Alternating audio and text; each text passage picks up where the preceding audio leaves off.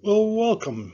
This is the third sketch in a trilogy of three about ancestors from 1772 to 1886. The first one was the citizen soldier and the pioneer, and now this will be on the Civil War. I'm not a historian or a genealogist, just a person who through time has acquired information which I put together in these stories as a sketch. I had to do some digging to get some of the materials for this that in my head I knew existed, but I hadn't looked at in a very long time. And I discovered some items that either I have forgotten about or I had received maybe at times when the genealogy had ebbed in my interest, and I had never actually looked through the things before. Found one from a cousin in Arizona who, in fact, dated the arrival of the family in 1637 rather than 1653, and seemed to indicate some lineage going back in England to 1297. So I never have seen any of that information, but it was very interesting. Uh, both elements could be true. There could be one segment of the family and another, or the family arrived up in Connecticut, Massachusetts, and then migrated down to the Chesapeake area. But not sure that, in fact, those were the same sets of ancestors that I'm reporting on. So we find things that sometimes fit into a scenario and other times they do not. But this is the information that, in fact, I have acquired from various sources over time. And so I will offer that to you. We left off in the last one with Elizabeth. She had passed away in 1857, and then Jake in 1861. We know that they were free soilers and abolitionists, and so Jake would have been around for the 1860 election. I think it was fortunate that they both weren't around for the next year because it was a very sad year in the family's history. But in 1860 election, a guy named Abraham Lincoln was elected president. And, it's funny, we talked today about democracy, and it should be one man, one vote, and the popular vote, and all the way back to Aristotle and Plato and the Greek city-states. They declared that pure democracy will not work because people will vote themselves privilege, the majority, and usually at the expense of a minority. And in fact, it becomes a democracy of tyranny, tyranny of the majority. And in this particular case, Lincoln received 40% of the vote, meaning that 60% of the popular vote went against him. Our founder, Madison, was so focused not only on limiting the power of the government, limiting the power of a monarch, but also limiting the power of the majority to become tyrannical. And one of these wonderful systems is the Electoral College. And it was the existence of the Electoral College that allowed Lincoln to be, in fact, elected as president in 1860. Lincoln was sworn in on March 4th, 1861. There are several states that already had issued their intent to secede from the Union. There was quite a bit of turmoil, as we know from history. In April 12th, 13th, the rebels fired upon Fort Sumter that begins the Civil War. And in Indiana, the There was a muster for the Indiana 6th Infantry.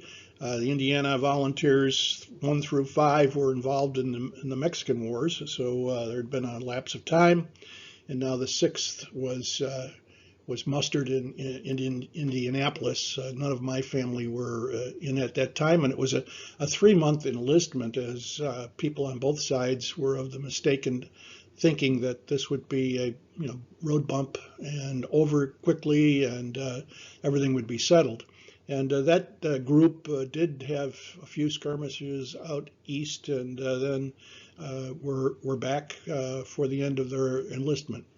And then by September, it was pretty well indicated that maybe this wasn't going to be as little of a road bump as they thought.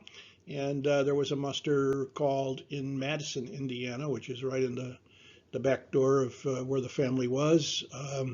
And this would be a 3-year enlistment under Thomas Crittenden, who was a colonel. And the family responded to this in a huge way. As you look through the roles of those who joined, Walter and Cy and Walter's son John. There was a number of names, the Millets, Lockwoods, the Grazers. So there was all kinds of extended family that, in fact, responded to the call for volunteers. Cy's son, Henry, and William joined the 22nd.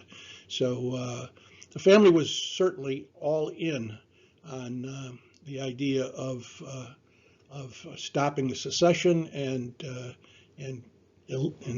forwarding Lincoln's ideas of the limitation and eventually the abolition of slavery. I just recently, in doing this, picked up a book online that was written by a member of the 6th. They were in Company K. My Walter and Cy were in Company D, and John in Company F, so they were spread around. But he outlined the entire activity of the 6th, and it was published in 1890, so it got copied and put online, which was quite an interesting read for me. So some of these things on this process come from this recent acquisition. So they were mustered September 20th in Madison, immediately on steamships down to Louisville, and they got off in Louisville and camped just outside south of Louisville. There was a big write-up that on Thanksgiving, some hundreds of ladies from the 6th Ward of Louisville brought a Thanksgiving dinner with all the trimmings, and they had a wonderful dinner and thanked the ladies of Louisville very much. And I'm sure they were fearful that the South might be attacking Louisville, and were very happy to have an army sitting south of them to be in defense. The South, of course, was an agricultural area. The North was industrial, and when you're doing a war, it's much better to be industrial, where you can make war materials, than agricultural. Now in the South, one of the few cities that they had that was industrialized was Nashville, and they considered Nashville to be a prize to be defended. They had moved units up to Bowling Green, and they had established a couple of forts north of there. One of them was Fort Donelson. So moving basically the Army of the Ohio, in which the 6th was part of the elements, between Nashville and Louisville was pretty much a natural. And what they were doing all this time was drill. There was a lot of evidently negative thinking about General Don Carlos Buell, who was the commander of the Army of Ohio, that he was drilling them too much. There was call to arms and lines and bugle calls, and much of the time they were in fact out in the open. They couldn't get cover. Sometimes they couldn't even put their tents up in encampment, and people were getting sick in droves, epidemic, I guess, and put on the rail and sent back to Louisville. And this gentleman who wrote the book, one of his close friends, got sick and got on the train, went to Louisville, and died in Louisville. So he writes it as yes, never to be seen again. The next camp that he talks about is Camp Groundhog, which they had moved down again a little more south towards Bowling Green, and they were instructed to dig holes 11 by 10 and 5 to 6 foot deep for safety. And then the tents were put over this, and the way he describes it, that living in the ground might be fine for a groundhog, but it was not good for human beings, as the sicknesses increased and many were becoming ill. He outlined one day they were out in the rain all day long, everything wet, clothes through, everything they owned wet, and in fact the temperature dropped suddenly and their clothes were frozen on them. So there was a lot of pain and being experienced as they became a fighting unit and trained along the way. Their next camp was Bacon Creek, and he says there was a lot of creek and not much bacon. And the whole company came down with loads of measles. I think 1 in 10 men had measles, so they were out of there. They moved on and camped in Green River, and must have got bad water or something, because the entire company came down with diarrhea and were sick. And so finally they got close to Bowling Green. They actually opened fire with artillery, and as they moved into Bowling Green, the rear guard of the Confederate Army was just moving out. They could actually see them on the other side of the town, heading towards Nashville. They continued on, and in fact, General Grant had taken Fort Donelson, and it had surrendered, I think, without fire, because his forces were so much stronger, and for the reasons, I guess, sometimes it's better to run away to live a fight another day. The command of the Confederate units decided to, in fact, pull out of Nashville, and they left Nashville, and the 6th and the Army of Ohio moved into Nashville. They went on through Nashville and camped in Columbia, Tennessee, and this is where we pick up in February and early April of 1862. This was from a deposition that Walter swore. His later in life, his pension was challenged for a war disability, and must have been a very stressful time for him, because he had a lawyer, and there were depositions from the surgeon, from his doctor, from a commanding officer, himself. A lot of people. Must have been a big expense relative to what he would have been accustomed to. And he wrote in the spring of 1862, and while on the march from Green River to Pittsburgh's Landing, between Columbia and Pittsburgh's Landing, I took diarrhea and affliction of the spine, which finally terminated in varicose veins from my feet to my groin. My disease was brought on by packing poles to build lanes and roads between Columbia and Pittsburgh's Landing. So what had happened is we have always revered, General Grant. U.S. Grant became a president of the United States and was the hero of the Civil War. And in fact, not everything that he had done was so remarkable.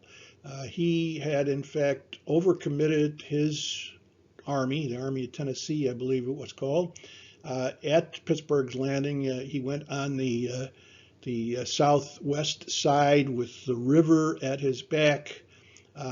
In letters, he wrote that he wasn't concerned that the rebels were going to be, so forward as to attack him.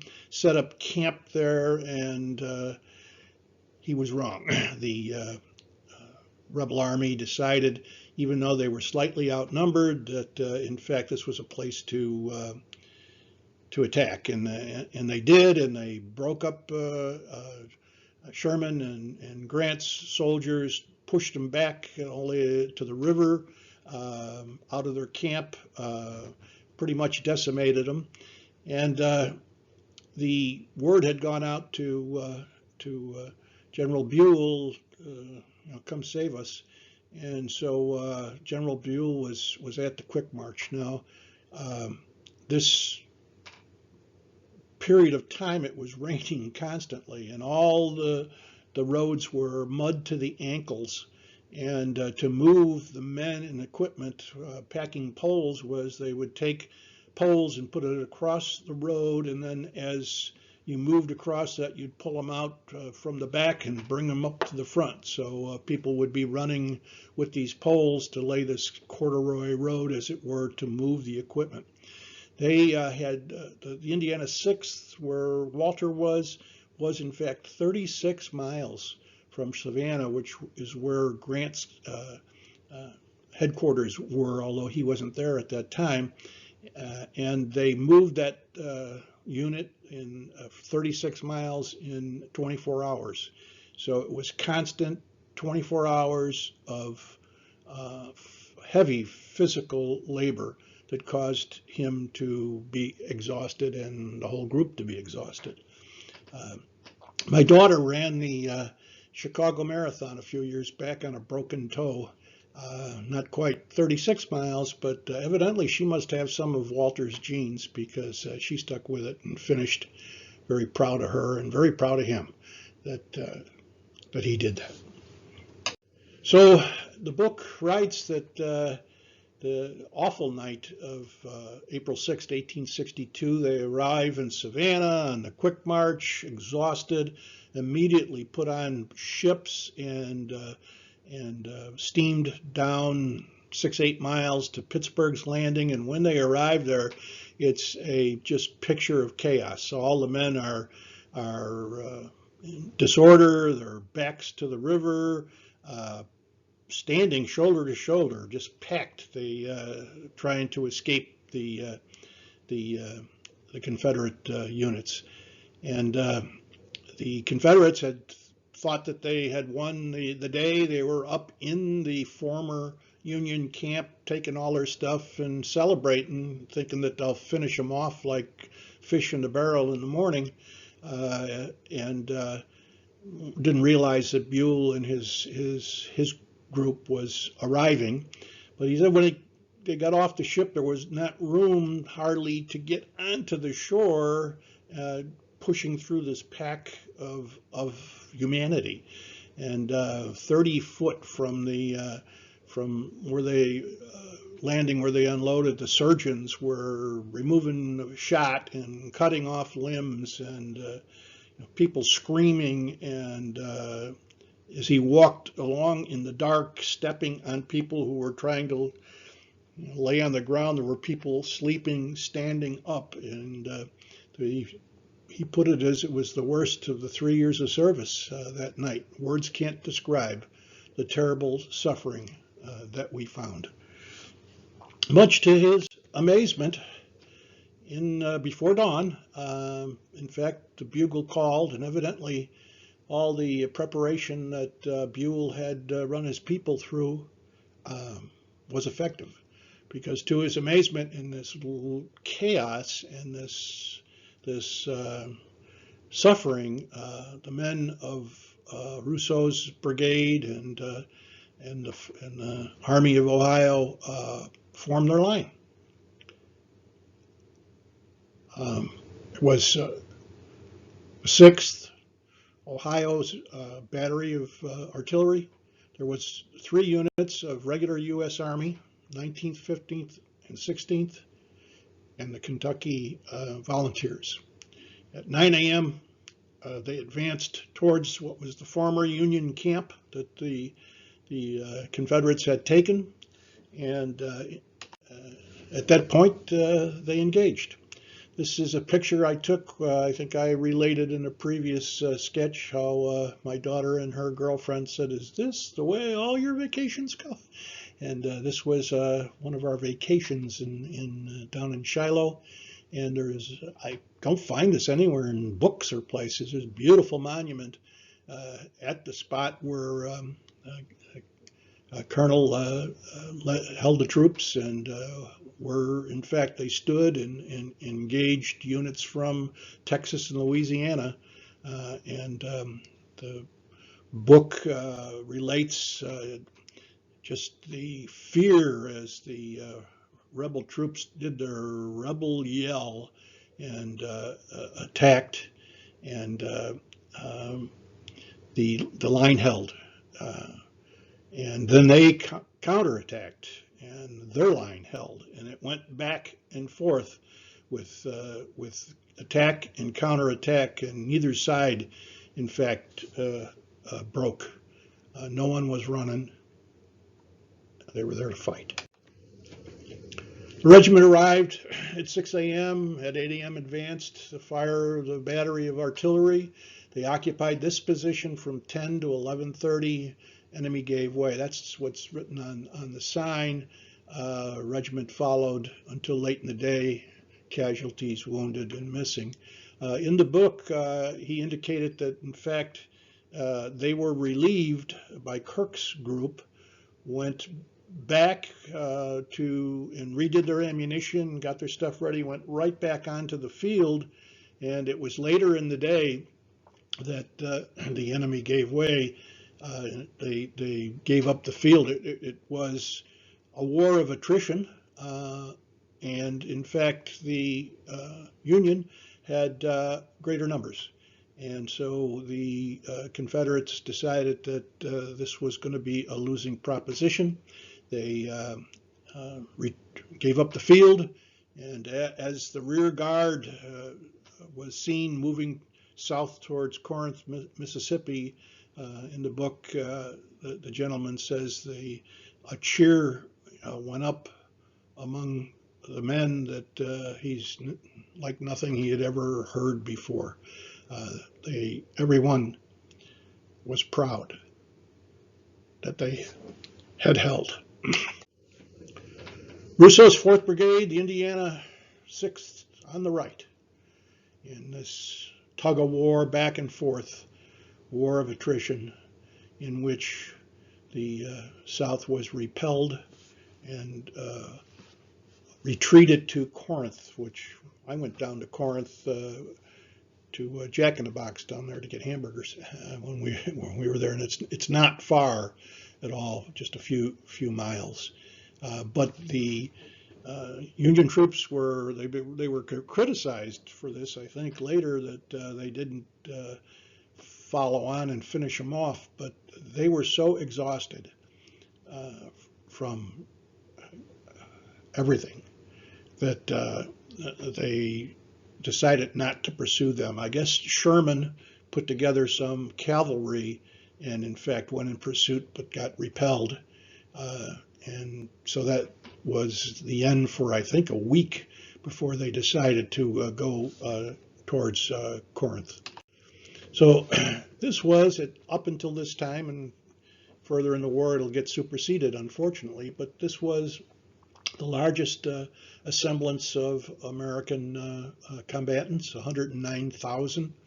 Up to that point, it was the largest casualties, 23,746, 13,000 Federal, 10,000 Confederates, missing, killed, or wounded over those 2 days. So it was a carnage of much blood, of much suffering, for sure. They went on to siege Corinth from end of April to the end of May 1862, and then, according to our Company K man, they They marched to Iuka, Tuscumbia, Florence, Huntsville, and Stevenson. I'll stop there. They went on to Chattanooga and to other battles, but this would be the path that would reflect the history of my ancestors. April 27th, 1862, John dies of disease in Nashville, Tennessee. Went down to the National Cemetery in Nashville and, in fact, put a flag on John's grave. He has one of those, Civil War headstones, marble. In that cemetery, it's a marble orchard. It's just as far as the eye can see, tombstone after tombstone after tombstone of men that fell and were buried there. In Florence, Alabama, we were able to stop, and in fact, Pope's Tavern, which was built before the Civil War as a stagecoach place for travelers to stay, and then was converted by the Confederates first into a hospital, and then the Union took it over. Hospital, if you want to call it. It's not all that huge of a building by modern standards. And they, in fact, upstairs in the where the surgeons were, they, removing shot and ball and hacking off limbs left and right. I guess they threw the limbs out the back window and then cleaned them up in the yard. It had to be an ugly place. But Walter, in fact, was there and received a discharge. I don't know if it was from there or somewhere else, but July 30th, he got a disability discharge. He could go no more. He could do no more. He was spent. They went on then to Fort Harker near Stevenson, Alabama. My sister retired down in close to there.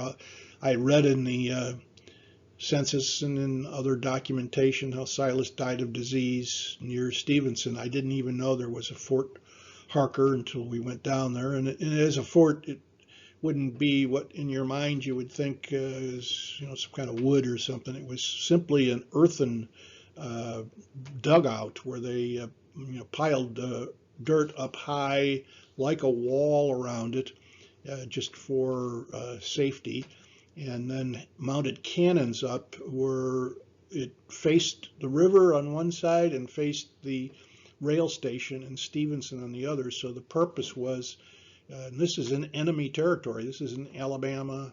The stories down there, the people were snipers shooting at the damned Yankees that were there, and so it had to be a precarious place to be, but they could monitor all the movements of materials and men and not allow them to happen. So that was the purpose of the fort, and it is still there as a historic site.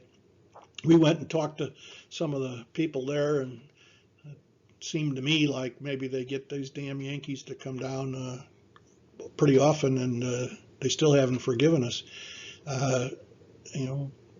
We don't know where Silas was buried. We've looked through the Chattanooga and other national cemeteries on the sites to find, but to find nothing. So I wonder if he was just buried there in the enemy area, and there was no record made of it, or what. But never have been able to find his final resting place.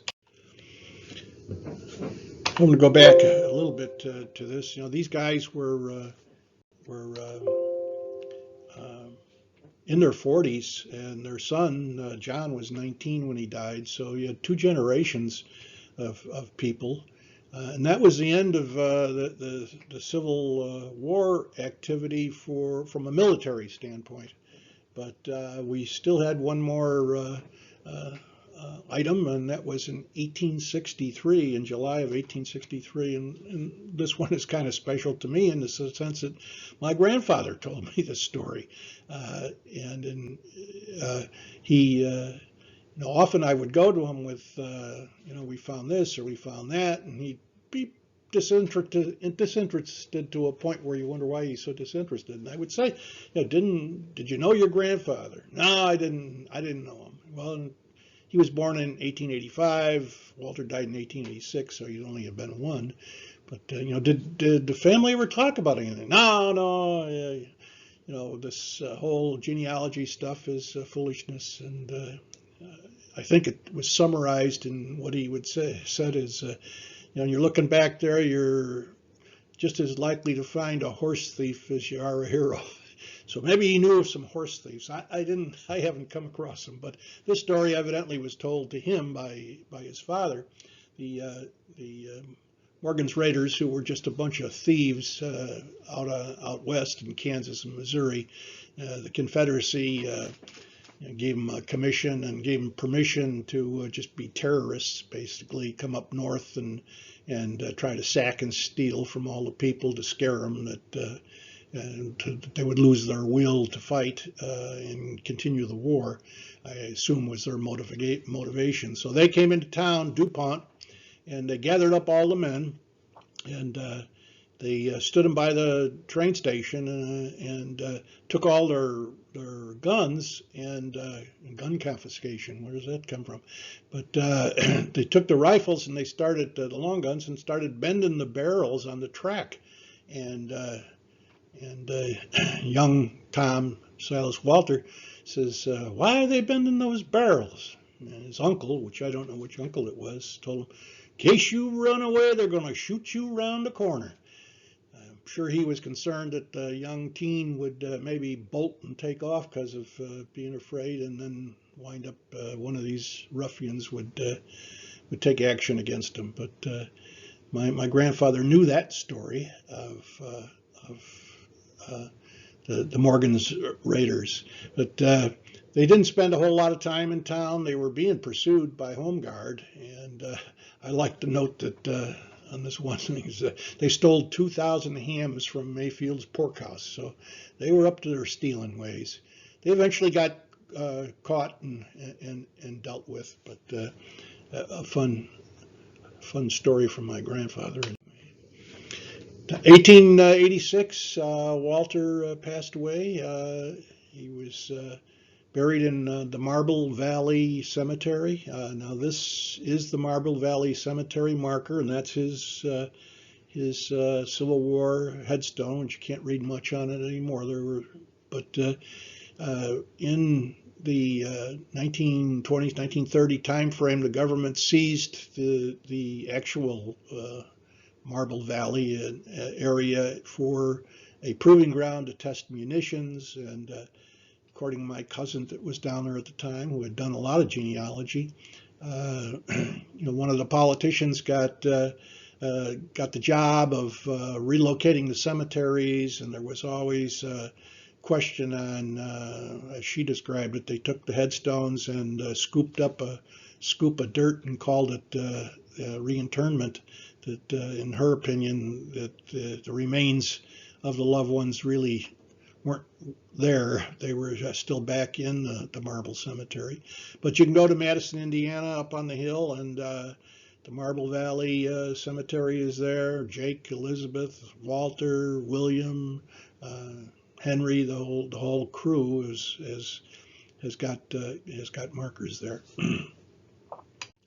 So that was the family involvement in the Civil War, and you talk today, you hear people saying things about reparations. I know that's political, but it really seems to me, I don't, could you really pay for the sin of slavery in this country with money?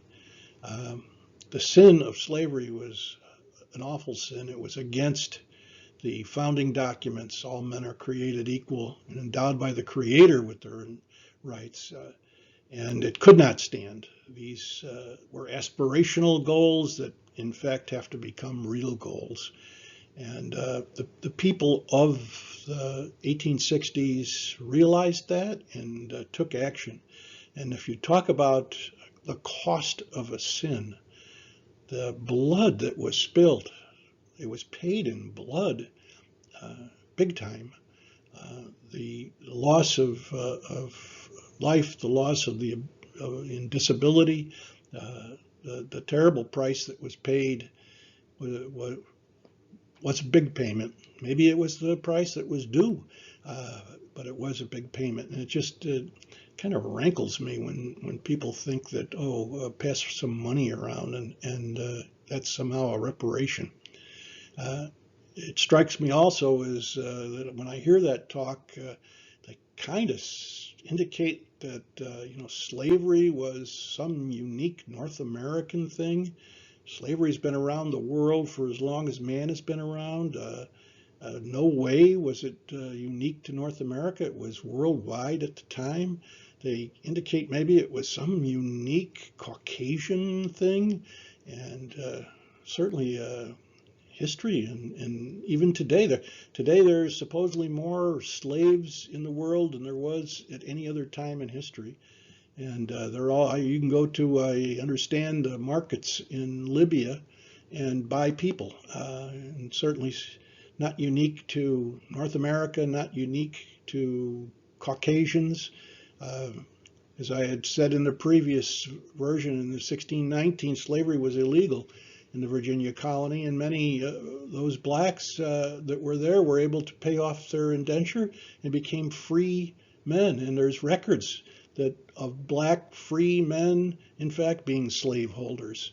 The indigenous people, the Aboriginal people from the First Nation, those tribes out east, they are records that they held slaves. Now, I don't say that was in the same numbers that the white plantation owners did, but it was in no way was it unique to any particular skin color or religion or area of the world. It's a sin and a scourge wherever it is. And there was a huge payment made, a huge retribution given. It was white people who freed the slaves. It was white people who ended slavery in North America. And thank God they did. And so that's my soapbox for a little bit. Hope you enjoyed the trilogy. One story and probably many families that have similar things to say. If you liked it, subscribe, hit like, and I'll see you next time.